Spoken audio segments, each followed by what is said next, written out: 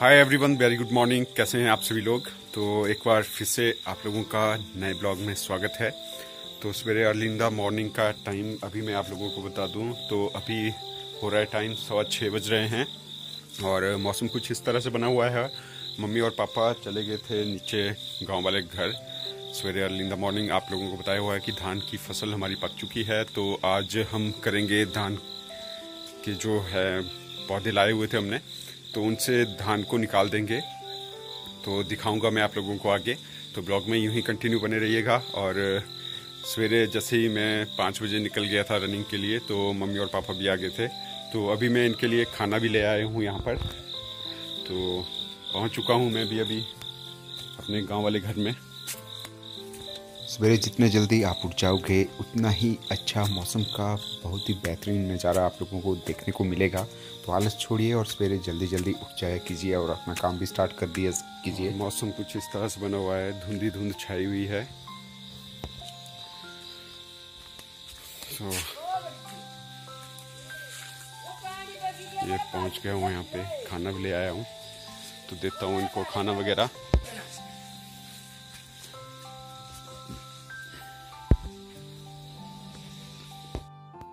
इस तरह से स्टार्ट होती है हमारी दिनचर्या।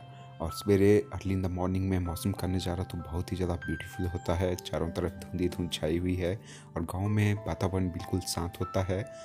और सवेरे सवेरे हम अपने काम को जल्द से जल्द पूरा करने की पूरी कोशिश करते हैं। और जब 11 और 12 बजते हैं तब तक हम अपना लगभग 80% वर्क कंप्लीट कर देते हैं।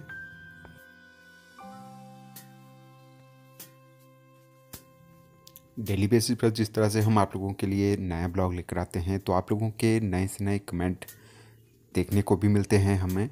तो ऐसा नहीं है कि हम आप लोगों के कमेंट्स को नहीं पढ़ते हैं, हम अपने हर एक सिंगल सब्सक्राइबर के कमेंट को काफ़ी केयरफुली पढ़ते हैं। तो मुझे अभी भी याद है, हमारे एक सब्सक्राइबर ने मुझे कमेंट किया हुआ था कि धान की फसल को काट कर तो आप ले आए हो, लेकिन धान के इन बीजों को आप किस तरह से अलग करते हो। तो देखिए, इस तरह से हम धान के पौधों को इस सिलेंडर के ऊपर पीट रहे हैं। इससे जो भी धान की फसल है वो अलग हो जाएगी इन पौधों से। और ये जो पौधे हैं इनको हम सूखने के लिए डालेंगे। और विंटर के टाइम में बहुत ज़्यादा हेल्प करते हैं, पशुओं के लिए बहुत ज़्यादा हेल्थ वाइज लाभदायक हैं ये। और गर्म तरह का घास रहता है ये सर्दियों के टाइम में। ये देख सकते हैं आप, अंदर हो रही है पिटाई धान के पौधों की। और जितने भी बीज थे इन पौधों में वो सारे अलग हो चुके हैं। और जो फसल थी धान की वो हम अंदर इकट्ठा करते हैं।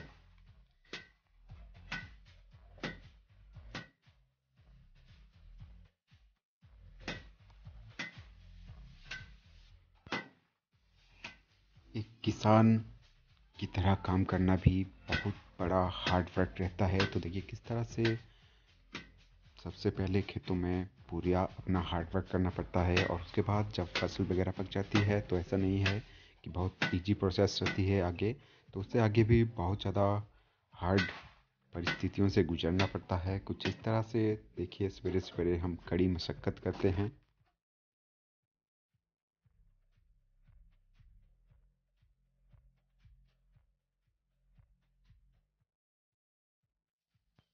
खाली सिलेंडर से हमने काफ़ी अच्छा जुगाड़ बनाया हुआ है धान के पौधों से इस फसल को निकालने का। तो सबसे पहले देखिए, बड़े बड़े पत्थर लाते थे हम, उसके ऊपर धान के पौधों को पीटते थे, या लकड़ी के बड़े बड़े तख्ते यूज़ किए जाते थे इस तरह से धान के इन पौधों से इन बीज को निकालने के लिए। तो यहाँ पर साथ के साथ मम्मी और पापा कर रहे हैं ब्रेकफास्ट, जो मैं लाया हुआ था इनके लिए। तो जब तक ये अपना ब्रेकफास्ट फिनिश करेंगे, मैंने सोचा क्यों ना इनके लिए चाय बनाई जाए यहाँ पे।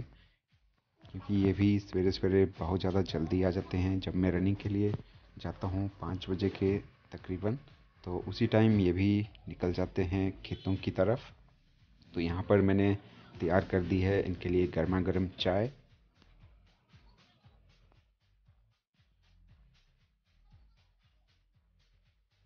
अपनी चाय को फिनिश करने के बाद घर में बचा हुआ था बहुत ज़्यादा काम, तो मैंने सोचा क्यों ना जल्द से जल्द अपनी चाय को फिनिश किया जाए। और फिर से मैं स्टार्ट हो गया अपने काम पर।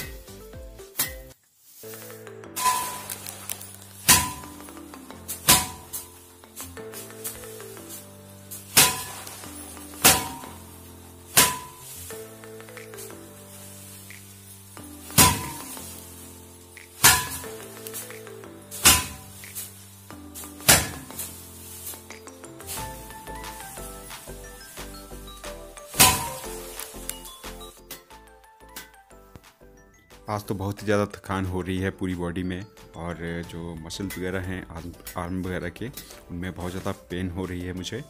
तो उसके बाद हमें एक इनविटेशन आया हुआ था गांव से, तो हम एक फंक्शन में भी जा रहे हैं इसके बाद। बाकी आप लोग सोच रहे होंगे कि प्रियंका को तो आज ब्लॉग में लाया नहीं, तो इसके आगे मैं आप लोगों को प्रियंका से भी मिलवाता हूँ और थोड़ा सा दिखाता हूँ कि जो भी हमने धान निकाले इन पौधों से, उसके बाद इनको बोरी में भर के हम सूखने के लिए डालेंगे ऊपर लेंटर पर।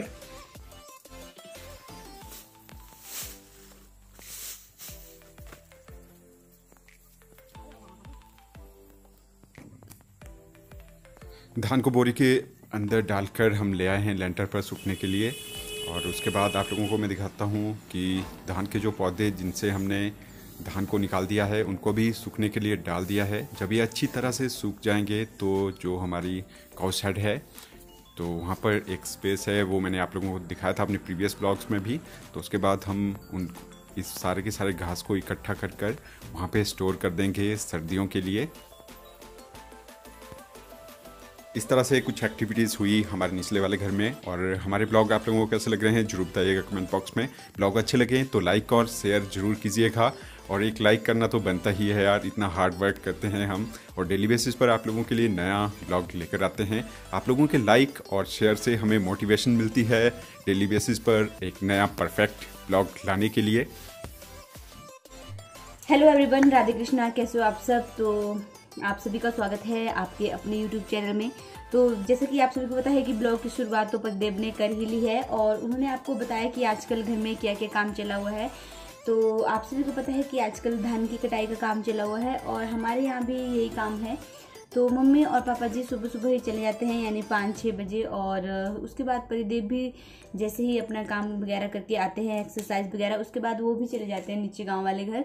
तो उनकी भी आजकल ठीक ठाक रेल बनी हुई है। तो बहुत सारे लोग कहते हैं कि मैं ब्लॉग में नहीं आती हूँ, तो ऐसा कुछ नहीं है। जो हमारे डेली के सब्सक्राइबर हैं वो मुझे देखते ही देखते हैं ब्लॉग में। हाँ, लेकिन कल नहीं आई थी मैं ब्लॉग में, कल पतिदेव ने ब्लॉग बनाया था। और हम करते भी ऐसा है कि कभी पतिदेव ब्लॉग बना देते हैं और कभी मैं ब्लॉग बनाती हूँ, तो ऐसा कुछ भी नहीं है, हम लोग आते रहते हैं। और आप लोग हमारा हाल चाल पूछते रहते हो, मुझे बहुत ही अच्छा लगता है। और जैसे कि हर सब्सक्राइबर पूछता है कि मैं कैसी हूँ, तो मैं अभी बिल्कुल ठीक हूँ और मेरी तबीयत वगैरह भी बिल्कुल ठीक है। तो हम लोगों ने 2 तारीख को ब्लॉग डाला था मम्मी जी के बर्थडे का, उसमें पतिदेव ने पिक लगाई हुई थी इसमें थंबनेल पे।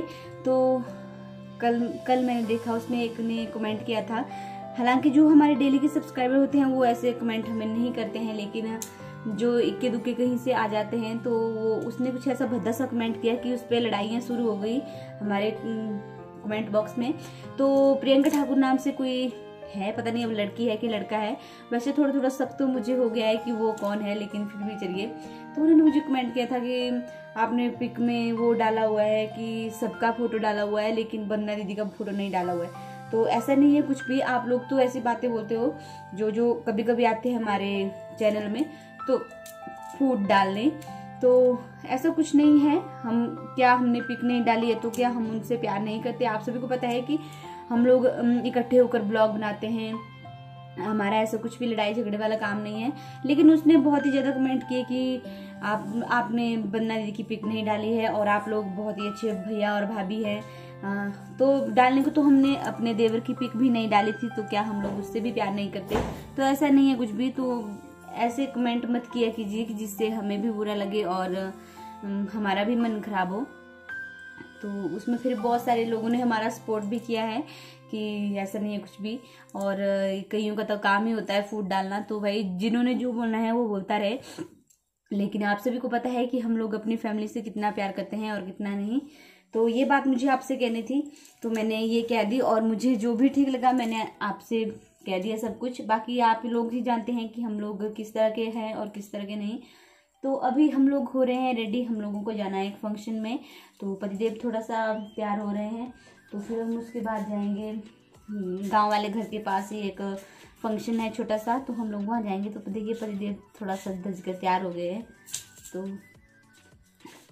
पतिदेव ने आपको दिखाया कि किस तरह से उनकी रेल बनी हुई है, और बहुत ही मज़ा आता है उनको ऐसी रेल बनते देखने का। और अभी तैयार हो रहे बेचारे, तो ऐसे तो मैं जाता हूँ डेली, मतलब रनिंग करने के बाद थोड़ा सा जिम वगैरह की एक्टिविटीज भी करते हैं, लेकिन आज मेरा जो जिम हुआ है वो नीचे धान के पौधों के साथ ही हुआ है। बाकी ब्लॉग में आप लोगों को देखने को मिलेगा किस तरह की हार्ड एक्टिविटीज हुई है घर पर। तो चलिए हम मिलते हैं आपसे गांव वाले घर। तो आप सबको पता है कि गांव वाला घर हमारा कितना दूर है, और फिर वहाँ पे हम लोग धीरे धीरे जाएंगे क्योंकि चलने की भी दिक्कत हो जाती है। आजकल रास्ता वगैरह भी ठीक नहीं है, तो मुझे बहुत संभल कर जाना पड़ता है। तो वैसे तो मैं बहुत ही कम जाती हूँ वहाँ पे, मैं जाती ही नहीं हूँ। तो मम्मी पापा ही जाते हैं डेली, रोज़ घास वगैरह भी काटते हैं और आजकल फसल का काम भी करते हैं। तो चलिए वहीं पर मिलते हैं, और बाकी ऐसे कमेंट मत कीजिए कि जिससे हम लोगों को भी बुरा लगे। तो